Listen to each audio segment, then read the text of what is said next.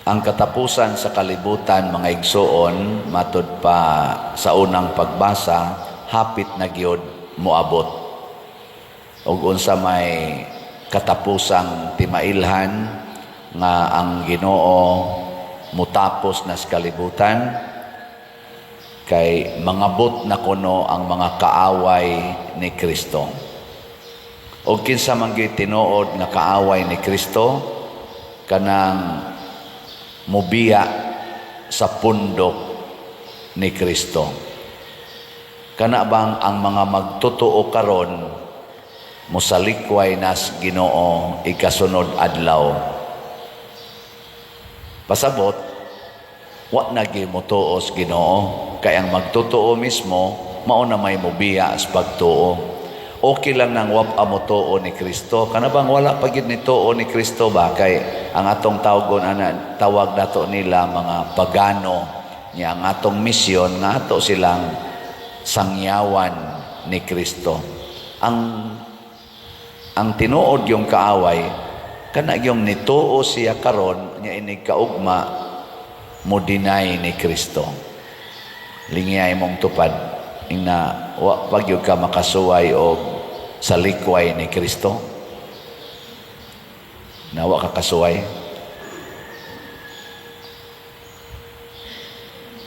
Ay, pupariharan ta. Ingkakuan man pader, dili man sad permanente kay mosalikway sa ko karon ikaugma magbasol man sad ko, aka na madadara na siya. Kana gyud mapermanente na gyud. Ngano bang permanente na ba?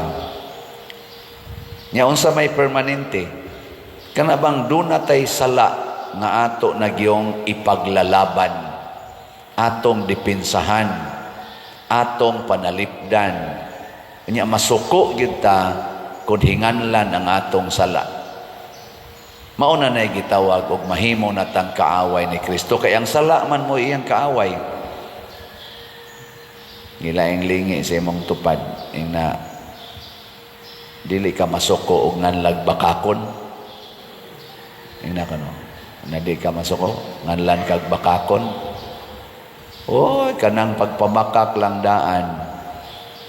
Ato ginang batasan, unyag nganlan tag bakakon masuko. Ato man ang batasan. Bikin sa ninyo din hibi, sugod atong January 1, 2024 hangtod karon wa gyud ka pamakak ta sa kamot. Sige. Oh, unyag nganlan kag bakakon masuko. Nga ato mo nang batasan. Naong palang nimo, namakak na kadaghanan nato, namakak na. Kana ding imong kiskisan, imong kilay niya badlisan, haron ingnon baga kag kilay niya badlis na lang di. Pamakak ba na? Di ba? Kana ding imong buhok giuban na niya imo pag yung kuluran aron mo itom. Pamakak mangyapon na. Ginagmay palang tingali. Kana ding lalaki ka unya magpakababay gyud imong aksyon, magkiay-kiay sad ka, pamakak gyapon. Babae ka unya magpinamatso-matso ka, pulo-pulo pa ka diya, nya padako-dako pa ka stingog, munas ginhawa nimong padako-dako stingog. Pamakak gyapon. Nya pare mag-inulitaw. Unsa man na? Unsa man na? Pare ba mag-inulitaw? Unsa man na? Nagpakatotoo. Okay, ulitaw magimi. Unsa man day minyo day mi. Ang kuyaw ko ng pare naa nay gimintin nga iyang adtuon, mura na sa siyag minyo. Kana mao nay tinuod nga pamakaks pare. Doon na gimintin nga mga anak, doon na gimintin nga mga kabit, di ba na kabit, uyab, niya isipon niyang murag asawa, kana, pamakak. Muna, ang pagpuyo sa kamatuoran. Maunay atong number 1 nga ipaglalaban. Matod pa ni San Juan, nasayod na mo sa kamatuoran, puy ang kamatuoran. Tanan nga klasis kamatuoran, atong puyan. Nakaroon uso na kayo nang gitawag og fake news. Hasta ako din magwali ko na asay mo comment fake news man na pader. Hilig kita ng fake news. Nga naman, tungod sa social media, dali kita makahimog mga fake news. Pero ang atong konsensya, mao'y mutug-an nato, fake news ba ni? O good news? Or tinuod nga balita? Kanang moingon tang grabe na ang kalisod sa atong nasod. Daghan na kaing naglisod karon financially and morally and socially. Fake news o good news o true news. Lingi lang diya sa imong tupad. Nawa ka maglisod. Nawa ka maglisod og bayad sa imong utang. Ngutan na ba imong tupad? Dugay na nang naglisod. Dugay na naglisod. Nya, spiritual Wadi ta maglisod spiritual Sayong na kayo nailhon ang kanang spiritual nga kalisod. Daghan ang nagbinungulay. Daghan ang nag-away. Mga silingan. Mga office mates. Mga classmates. Di ba? Hasta pagani mga church mates. Dini de simbahan. Daghang nag-away dinhi mga organisasyon. Kasagaran ra ba mahitabo ang away inig humag celebrate sa pista. Nag-celebrate og pista aron kunuhay mo alegre nya masuod sa Santos, ang resulta na nag-away.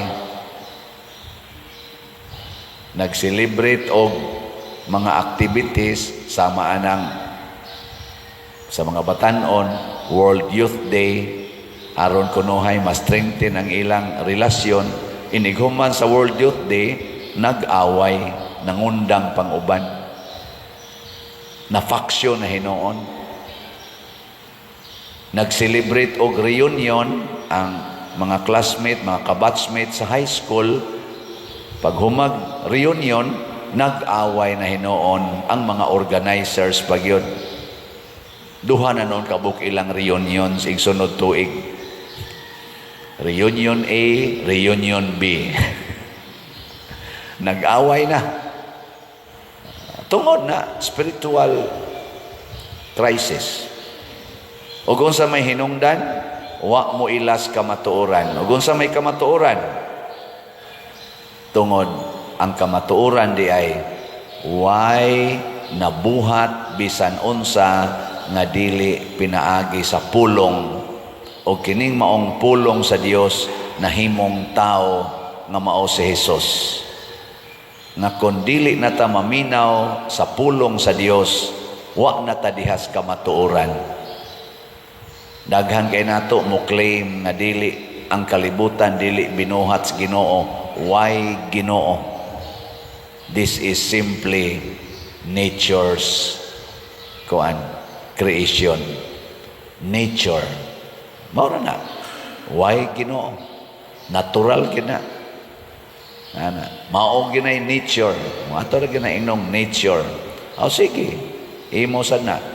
Nature. Lingay mong tupad na mutuo jud ka nga naay Ginoo.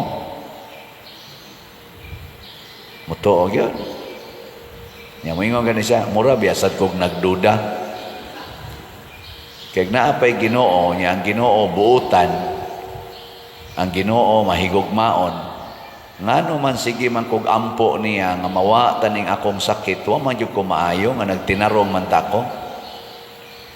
Nagsige man kog ampo nga maarang-arang unta kong kahimtang, naputos naman ang utang, 40 namang utang daghana. Nagsige kog ampo og paningkamot sa paghigugma sa ako mga silingan, sigihan man ko nilaglibak. Daoto naman hinoon ko. Nagsige kog pailo baning akong bana nga porting bisyusuha, kulataho naman hinoon ko.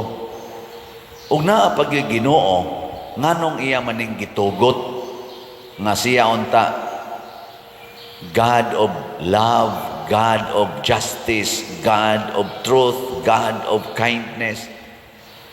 Di ba? Almighty, nothing is impossible with Him. Ngano mura mag-imposible na ni akong naagian? Ana, Sakto ba? Nganog na apay Ginoo nganong wa pa man gini mahurot og kahalin atong slot. Nga purti na man ginakong luhod-luhod ani sige kog ampo ni San Vicente Ferrer nga daghan untang mamalit natapos na malang tuig wa man gyapon hurot. Ug naap lagi Ginoo. May na ba? Nga karon may nang masayod tang tan-awa si Kristo na tao sa pasungan nitubo nga kabus kaayo wa gani ka eskwela pero ni claim siya nga anak yug ko sa Ginoo, ako ang Dios nga nagpakatao, ako ang manluluwas nga gikan sa Amahan, nanaog ko gikan sa langit padong dinhi, ako ang gihisgutan nga pinaagi kanako nahimo ang tanan, pero ang gipuy-an payag-payag ra didto gipanganak sa balay sa mga hayop, wa ka eskwela, wa gani hapit kaon, 40 ka adlaw 40 ka gabi, wa mo kaon, unya gilansang sa cross, wa manaog sa cross, namatay, gilubong pagyod. Unsa man na siya?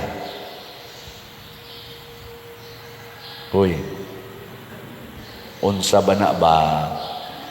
Timaan ba na nga naay Diyos? Tubag. Kusga. Ato manginang gibutang daluyo, naagi na sentro sa tong altar, gilansang sa cross. Timaan na nga naay Diyos. Hinay kay tiyo. Timaan. Nakaroon kay mao man ka na timaan, mao man ka na ang Dios nga nagpakatao ni tuo man ka na sundo na nato, ato nang sundon. O kinsa tong mosunod ana makasinati nga naa gid ay Dios. Si San Lorenzo Ruiz ningon siya, bisan pagtagaan kog 1,000 ka kinabuhi, balik-baliko na kog halad niining paagiha, magpa-torture siya og 1,000 times. Nga naman, 14 nindutas iyang gibati sa dihang gitorture siya. Nga na-feel niya, nga nahiusa siya sa Dios nga gipatay sa cross. Ang tanang mga martyrs, lipay kay sila nagpasalamat sa Ginoo sa dihang gitorture na sila. Ginoo, salamat niining great opportunity nga nakaambit mis imong kasakit sa cross. Pasabot di mga igsoon, kining tinuod nga Dios dinhis kalibutan mibuntog sa kasakit pinaagis pagpasakit, nibuntog sa kamatayon pinaagi sa pagpakamatay. Kay ang tinuod nga manluluwas muadto gina siya sa lugar diin tua ang luwasonon nya, kitang tanan nangamatay man ta sa sala ni adto sad siya sa kamatayon. Para gud anang naay tabunan dito sa ilawom sa yuta anang mga landslide. Unsa may buhaton sa mga rescuers, maglantaw ras layo, gawas diha, diyan nami, gawas diha, mo ana day. Unsa may buhaton sa mga rescuers, musod ngadto sa ilawom sa yuta, murisgo, og naa day tao diha nga naanod na, moingon ka, ngari, tabuk ngari, amo kang dawaton. Unsa may buhatos mga rescuers, moambak sa tubig. Sige, lingya imong tupad. Ing naandam na kang moambak aron imo kong luwason. Ing na kuno, naandam ka moambak. Mao na mga asawa, kung ang inyong bana na biktima ng kabit-kabit, tuan as kabit, kuyugi dito sa kabit. Dito siya luwasa.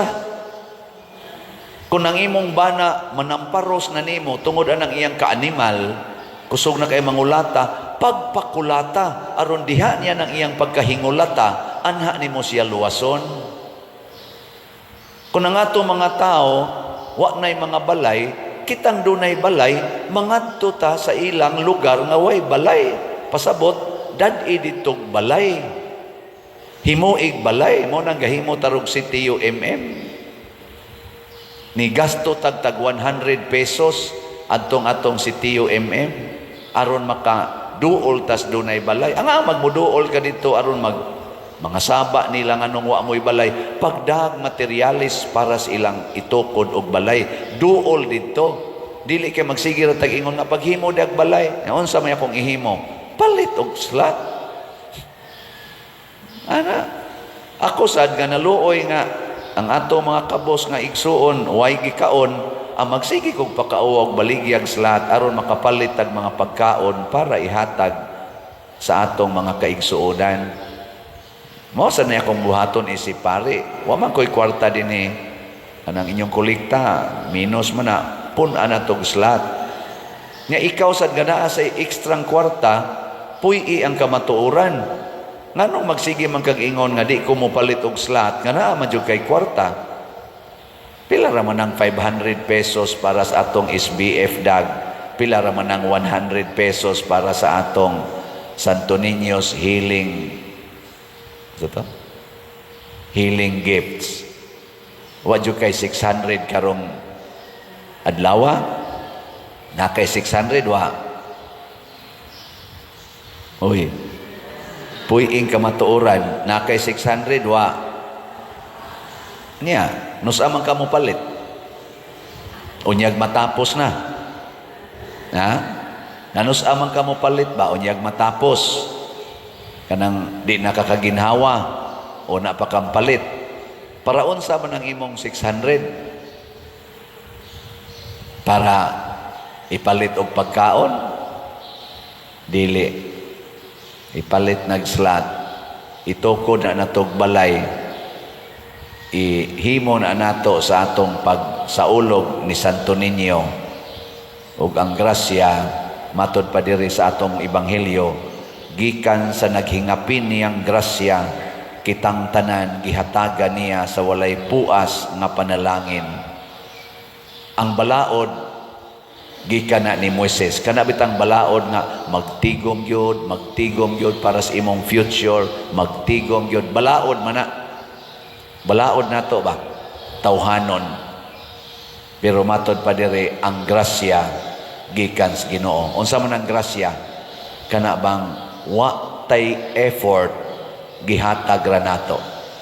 Wa tay effort para ato ng pangayoon, kalinaw, kalipay, kahimsog sa panglawas, kasulbaran sa mga problema nga espirituhanon, sama aning binungulay, sama anang away, gubat, espirituhanon man nga kanang problema.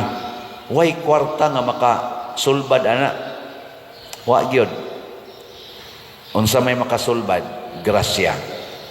Kanus aman ang grasya mo abot kung kita nagtuman sa sugo sa Ginoo. Unsa may sugo sa Ginoo? Sell everything you have and give it to the poor. That is the final requirement para ang grasya mubaha nganhin nato.